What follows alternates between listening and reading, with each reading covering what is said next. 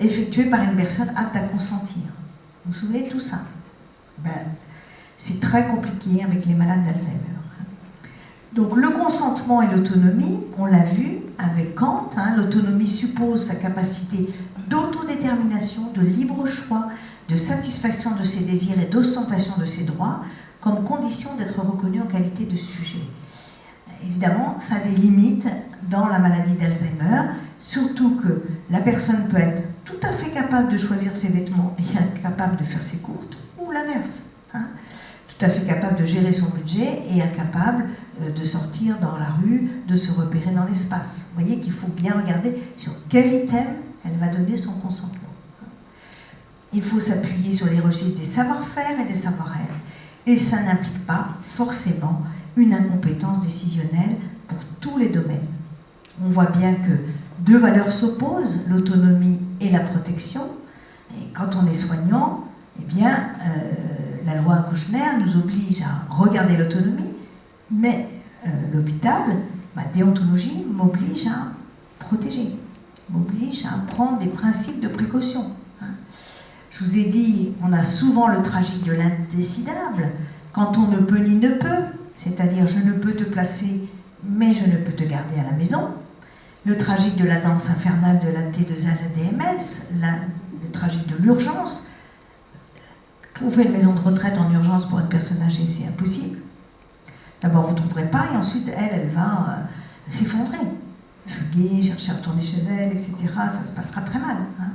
Le tragique des conflits d'intérêts ou de loyauté que je vais vous illustrer. Ce sont que des histoires vraies dans mon hôpital, mais les prénoms ont été changés. Donc ici, il s'agit d'une dame de 92 ans, veuve, retrouvée sur le carrelage par sa fille au bout de 48 heures. Elle fait le circuit habituel, l'unité gériatrique aiguë, le soin de suite réadaptation, et là, on se dit, est-ce qu'il ne faudrait mieux pas qu'elle aille en institution? Parce que c'est sa 5e sup en un mois. Et sa fille dit, mais non maman, avec un gros clin d'œil au médecin, la valise est là, elle est prête à tout, bien entendu, mais elle dit, jamais je ne te placerai, je te l'ai promis. On voit bien le conflit de loyauté. Ici, c'est une femme de 82 ans, retrouvée errante sur l'autoroute A86, qui n'est pas très loin de l'hôpital, qui cherche son fils Marcel. Elle dit, il est si gentil, lui, il a de l'argent, il va bien s'occuper de moi. On arrive à contacter Marcel, et Marcel dit, ah non, non, maman a toujours été odieuse avec moi, je ne vais pas m'en occuper, je ne donnerai pas un sou pour elle. Alors que sa sœur, qui est au chômage, elle veut la plus belle maison de retraite pour la maman. Mais elle n'a pas de quoi payer, alors que mon frère, lui, il a de quoi payer. Conflit d'intérêts. Les familles, c'est de la dynamite à l'hôpital. C'est extrêmement compliqué. Vous avez toujours un cousin, une tante, un neveu, que vous n'aviez pas la notion, qui va vous dire l'inverse de ce que vous avez mis en route à l'hôpital. Alors, consentir à entrer en institution, c'est de la personne dont il s'agit avec son histoire singulière, qui vit souvent depuis des années chez elle, dans sa maison qui est à la fois son repère, où on a ses habitudes, et son repère, où on se sent bien à l'abri. Vous savez, le repère des scouts, la maison qu'il va falloir quitter pour un ailleurs avant un au-delà. Partir, c'est mourir un peu. On laisse de soi derrière son chez-soi qu'on abandonne. Entrer en institution, c'est toujours un traumatisme, un deuil, quelle que soit la qualité de l'accueil. Il ne s'agit pas pour moi de mettre l'opprobre sur les maisons de retraite, pas du tout. Mais se donner les conditions de possibilité d'un accueil qui soit acceptable. Alors, j'ai travaillé avec Anne Caron-Léglise, qui est avocate générale à la Cour de cassation. Quand elle était au ministère, à l'époque, il y avait encore un ministère des personnes âgées. Il n'y en a plus aujourd'hui. Quand on ne veut pas voir un problème, il n'y a plus. On n'a plus. Agnès Buzyn ne s'occupe pas des personnes âgées. Il n'y a plus de... Voilà. Donc on a travaillé sur la loi d'adaptation de la société au vieillissement pendant 2 ans dans ce groupe de travail ministériel. Je suis sûre que personne n'a entendu parler de cette loi. Ah, une personne. 2. Oui, mais c'est... Oui, et vous êtes jeune. Donc, il s'agissait de garantir à la fois le droit et l'accessibilité aux droits des personnes qu'on faisait admettre dans les maisons de retraite, avec notamment un droit au remords. Un droit au remords, on a voulu proposer un droit au remords d'au moins d'un mois, c'est-à-dire ne pas vendre la maison pour payer la maison de retraite, pour que la personne puisse dire non, je ne m'adapterai jamais, je veux retourner chez moi. Hein, sont en capacité de dire non dans mon affaire de consentement. Vous voyez, on n'a pas été suivi, il n'y a que 15 jours. 15 jours dans cette loi d'adaptation de la société au vieillissement. Et le 28 mars, là, jeudi, un rapport va être mis, dans lequel j'ai travaillé aussi à Agnès Buzyn, sur ce qu'on appelle aujourd'hui le virage ambulatoire, le maintien à domicile. On vous présente ça comme la panacée. C'est formidable, tout le monde va rester chez soi puisque personne ne veut aller en maison de retraite. C'est formidable quand on est en capacité de consentir pour soi. Mais parfois, il y a des maintiens à domicile qui sont très délétères. Hein. Donc, vous voyez, il faut pas... La loi, c'est pour tous. Mais il faut pouvoir la laisser avec un petit peu de volant, hein, un petit peu de possibilité d'exprimer ses choix. Hein. Donc, vous voyez, on nous dit partout, la recherche de consentement à l'admission en EHPAD, hein, ne pas se contenter d'une croix sur le contrat de séjour. Hein. Vous voyez, droit au remords de 15 jours, c'est inscrit dans la loi. On avait demandé un mois. On ne peut pas s'installer en 15 jours dans une maison de retraite. Il faut au minimum un mois et il faut être familiarisé avec les locaux. C'est pour ça que c'est très important de pouvoir être admis en accueil de jour avant, hein, dans la maison de retraite qui éventuellement accueillera votre papa, votre maman, etc.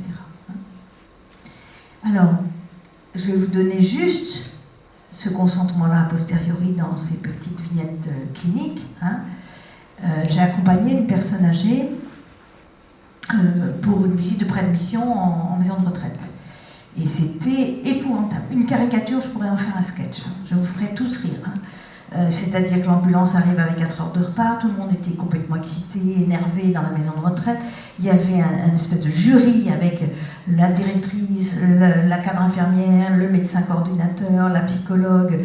Et il était 13 heures, personne n'avait mangé, la vieille moine, etc. Et puis on commence à lui dire, on va lui faire le MMS. Un test de mémoire, tout le monde est complètement à cran, enfin, c'était épouvantable. Et au bout d'une heure de jury, hein, vraiment de jury, la psychologue dit, maintenant il faut consentir. Alors la vieille dame dit, mais consentir à quoi? Restez ici, vous allez vivre ici. Elle dit, mais pas du tout. Je ne veux pas, je ne suis pas chez moi ici, je ne veux pas vivre ici. Et la psychologue se retourne vers moi, elle ne veut pas, vous la rembarquez à l'hôpital. Je lui dis, mais attendez, on ne peut pas consentir à ce qu'on n'a pas vu. Montrez-lui tout de même, hein, après une petite collation, s'il vous plaît, montrez-lui tout de même au moins 2 chambres, quel est le choix? Bon. Donc, très mauvaise grâce, on montre une chambre au 3e, la vieille dame dit, non, c'est trop loin, etc. Et puis on monte une chambre, que moi je trouvais pas bien. Vous voyez, il ne faut pas se projeter. Hein. Et là, la vieille dame dit, c'est pas la peine de montrer, c'est ma chambre, c'est moi qui ai tiré les rideaux ce matin. Donc vous voyez, et je me suis retournée vers la psychologue en disant, le voilà votre consentement. C'est sa chambre, elle se sent bien là. Moi je ne me serais pas sentie bien, elle s'est sentie bien là. Voilà. Et heureusement que j'étais là, hein, parce qu'elle repartait immédiatement à l'hôpital. Hein. Donc vous voyez, le consentement c'est une notion, attention, il faut vraiment cet accompagnement hein, qui est très important. Et puis il y a d'autres personnes qui m'ont fait interroger sur qu'est-ce que c'est que la maison. Je suis expert auprès des tribunaux, donc je fais des certificats médicaux circonstanciés pour des mesures de protection et des certificats de non-retour à domicile quand il faut donner le quitus d'un loyer, par exemple, ou quand il faut vendre une maison. Et là, il fallait que j'aille voir ce monsieur en maison de retraite, parce qu'il fallait vendre sa maison pour qu'il puisse rester dans la maison de retraite où il vivait depuis 5 ans. Et lui, il me dit, non, mais jamais, hein. Moi, je ne vends pas ma maison, je suis dans ma maison. Je suis bien dans ma... Je me dis, mais qu'est-ce que c'est que cette maison? De quelle maison il parle hein? Donc, j'ai lu un livre que je vous engage à lire, c'est La poétique de l'espace de Gaston Bachelard, qui est absolument magnifique. Un livre magnifique. Et il dit, une maison pour habiter sa rêverie, ben oui, la maison abrite la rêverie, protège les rêveurs et nous permet de rêver en paix. Or, les EHPAD, et ça, alors là, je hurle, dans cet acronyme immonde, vous avez le H et le D. Le H d'hébergement. Hébergement, ça veut dire que vous êtes hébergé à l'hôtel, dans un gîte chez une copine, mais pas du tout dans une maison de retraite. Et le D de dépendant. Tout le monde n'est pas dépendant en maison de retraite. Et on se bat avec tout ce que vous voulez, Madame Pijalon, pour que ça soit au moins le concept de maison qui abrite, qui protège. Hein. Et les EHPAD sont aujourd'hui, enfin en tous les cas à Paris, en région parisienne, des immeubles neufs, avec toutes les normes y sont. Hein. Mais c'est très froid. Pas, vous n'avez pas ce concept de maison. Hein.